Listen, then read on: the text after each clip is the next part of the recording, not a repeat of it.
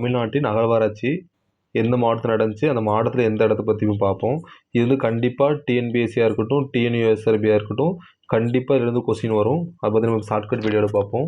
மொதல் கொஸ்டின் பார்ப்போம். இப்போ வந்து வேலூர். வேலூர்னா படை வீடு.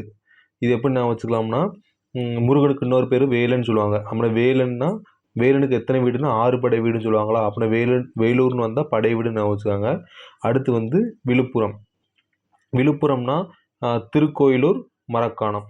இது எப்படி நான் வச்சுக்கலாம்னா, ஒரு திருக்கோயில் இருக்குது. திருக்கோயிலில் வந்து ஒரு மரம் விழுந்திருக்கு. அப்படின்னா திருக்கோயிலில் ஒரு மரம் விழுந்திருக்கு. விழுந்த மரத்தை வந்து மரம் காணும் அப்படின்னு வச்சுக்கோங்க. அப்படின்னா திருக்கோயில் விழுப்புரம் மரக்காணம் அப்படின்னு வச்சுக்காங்க. அடுத்து வந்து திருச்சிராப்பள்ளி. திருச்சிராப்பள்ளினா கண்ணனூர் ஸ்ரீரங்கம். இது எப்படி நான் வச்சுக்கலாம்னா, இப்போ வந்து நம்ம கண்ணில் வந்து சிரா மாதிரி ஒரு தூசு பட்டுட்டு சிரா மாதிரி சொல்லுவாங்களா. அப்படின்னா கண்ணில் வந்து சிரா வந்து பூந்தோடனே அந்த கண்ணை பார்த்தோன்னா அந்த கண்ணில் என்ன தெரியுதுன்னா ஸ்ரீரங்கம் கோயில் தெரியுது அப்படின்னு வச்சா ஒரு ஷார்ட்கட் காண்டி தான் புரிஞ்சுக்காங்க. அப்படின்னா ஒரு கண்ணில் வந்து சிரா பூந்துட்டு அந்த சிராவை பார்க்கணும் கண்ணை திறந்தால் அதில் வந்து ஸ்ரீரங்கம் கோயிலே தெரியுது அப்படின்னு வச்சுக்காங்க. அடுத்து வந்து மதுரை. மதுரைனா கோவலன் பொட்டல் மாங்குளம். இது எப்படின்னா வச்சுக்கலாம்னா, இப்போ வந்து மது குடிச்சிருக்கான் ஒருத்தன். மது குடிச்சிருக்கான். மது குடித்தா யாங் மது குடித்த மதுனா சரக்கு அடித்த அப்படின்னு கேட்டதுக்கு என்ன சொல்லியிருக்கான்னா, நான் கோவத்தில் தான் போட்டேன் சரக்கு அப்படின்னு சொன்னேன். அது எதுக்கு அப்படின்னு கேட்டதில், நான் வந்து எனக்கு வந்து நீ மாங்குளம்னு இருக்கு, நீ மாம்பழம் தரல, அதான் நான் வந்து சரக்கு போட்டேன், கோவத்தில் போட்டேன் அப்படின்னு வச்சுக்காங்க. அடுத்து வந்து அரியலூர். அரியலூர்னா மாளிகை மேடு. அரியலூர் மாளிகை மேடு எப்படின்னா வச்சுக்கலாம்னா, இப்போ வந்து மாளிகை வந்து மேட்டில் இருக்குது. மேட்டு பகுதியில் இருந்தால் வெள்ளம் வந்து அரிச்சிட்டு போயிட்டுன்னு வச்சுக்கோங்க. அப்போ மாளிகை மேடுனா அரியலூர்னு வச்சுக்காங்க. அடுத்து வந்து விருதுநகர். விருதுநகர்னா திருத்தங்கல் மற்றும் வெம்பக்கோட்டை.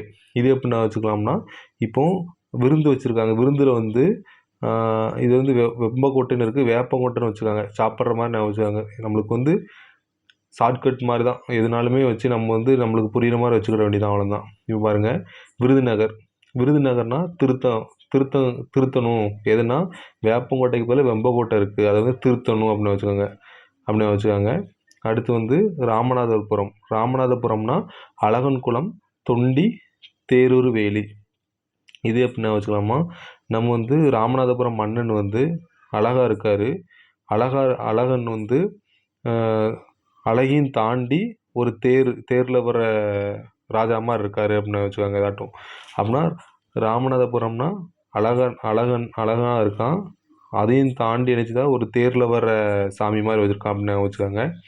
அடுத்து வந்து தூத்துக்குடி. தூத்துக்குடினா கொர்க்கை, ஆதிச்சநல்லூர், திருக்கோவலூர் மற்றும் சிவகலை.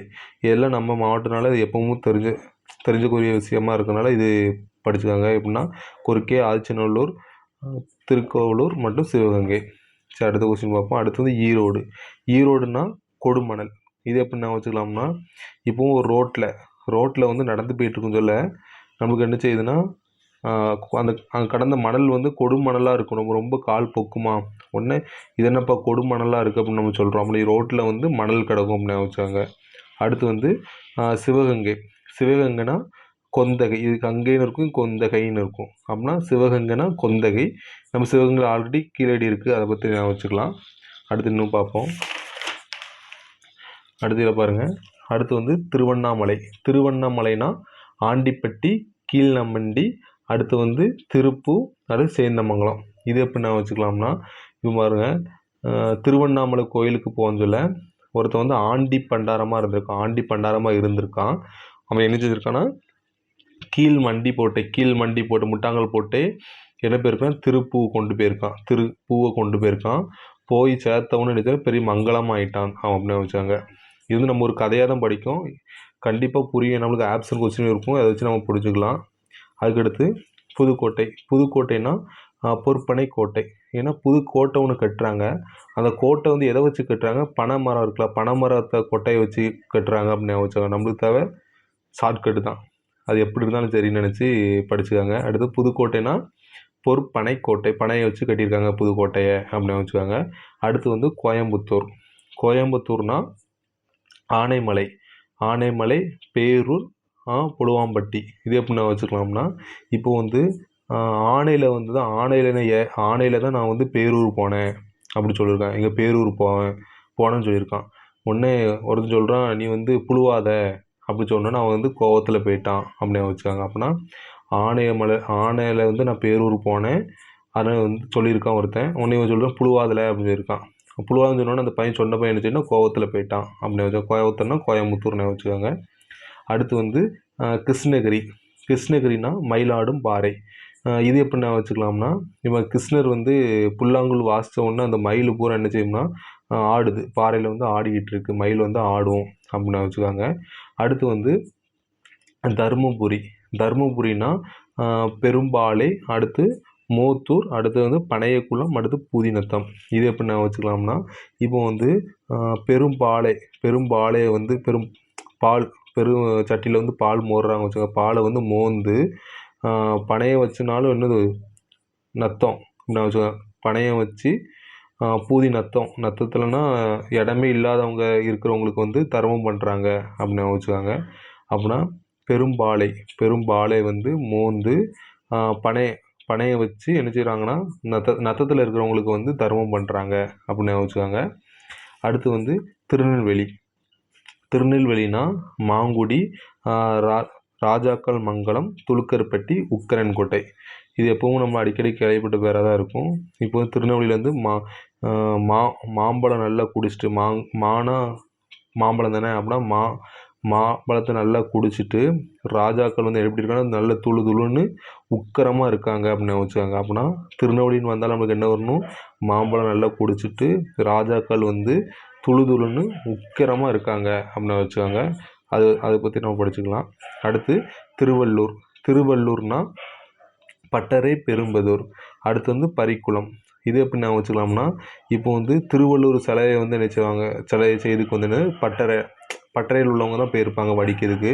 அது வந்து அப்படி பறித்து தான் என்ன செஞ்சுருக்காங்க, திருவள்ளுவர் வந்து வடிவமைச்சிருப்பாங்க அப்படின்னு வச்சுக்காங்க.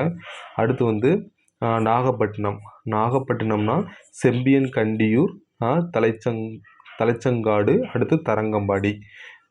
இது எப்படி நான் வச்சுக்கலாம்னா, இப்போ நாகம் வந்து ஒரு செம்பில் வந்து உள்ளே இருந்திருக்கு. ஒன்று அதை எட்டி பார்த்தோன்னு நினச்சி முதல் தலை தான் தெரிஞ்சிருக்கு, தலைச்சங்குன்னு காட்டியிருக்கு. அது ஒன்று தரங்கம்பாடி அப்படின்னு வச்சாங்க. அப்படின்னா நாகப்பட்டினம்னா செம்பில் இருக்குது, செம்பில் ஒன்று தலைச்சங்காடு தலையை காட்டியிருக்கு, ஒன்று தரன்னு ஓடிட்டு அப்படின்னு வச்சுக்காங்க, தரங்கம்பாடி அப்படின்னு வச்சுக்காங்க. அடுத்து வந்து காஞ்சிபுரம்னா வடக்குப்பட்டு. இது எப்படின்னா வச்சுக்கலாம், நம்ம காஞ்சிபுரம்னாலே பட்டு தானே, அப்படின்னா வடக்குப்பட்டு அப்படின்னு நான் வச்சுக்காங்க. இது வந்து ரொம்ப யூஸ்ஃபுல்லாக இருக்கும். எனக்கு தெரிஞ்ச அளவு நான் சொல்லி தந்திருக்கேன், உங்களுக்கும் யூஸ்ஃபுல்லாக இருக்கும்னு நினைக்கிறேன். இப்போ இன்றைக்கி நம்ம படித்ததை வச்சு லைட்டாக பார்த்தாலும் கூட தெரியும். இப்போ வந்து கோயம்புத்தூர் அப்படின்னு வந்தால் கோவத்தில் போயிட்டான் அப்படின்னு வந்திருக்கும். அப்படி எப்படி வரும்னா, ஆணையில் வந்து பேரூர் போனேன்னு ஒருத்தன் சொல்கிறான். ஒன்று அவன் என்ன சொல்லியிருக்கான், நீ புழுவாதலைன்னு சொன்னாலும் அவன் கோவத்தில் போயிட்டான். அந்த மாதிரி படிச்சிருப்போமா. அடுத்து இதை பாருங்கள். இப்போ இதில் என்னன்னு பார்த்தோம்னா, இது மாளிகைமேடுனா இப்போ மாளிகை வந்து மேட்டில் இருந்தோன்னு அரிச்சிட்டு போயிட்டு அப்படின்னு எப்படியும் கண்டிப்பாக உங்களுக்கு யூஸ்ஃபுல்லாக இருக்கும்னு நினைக்கிறேன். வீடியோ பிடிச்சிருந்தா லைக் பண்ணுங்கள், சப்ஸ்கிரைப் பண்ணுங்கள். இப்போ படிக்கிற பசங்களுக்கு வந்து நீங்கள் வந்து நிறைய பிடிச்சிருந்தா ஷேர் பண்ணுங்கள். தேங்க்யூ.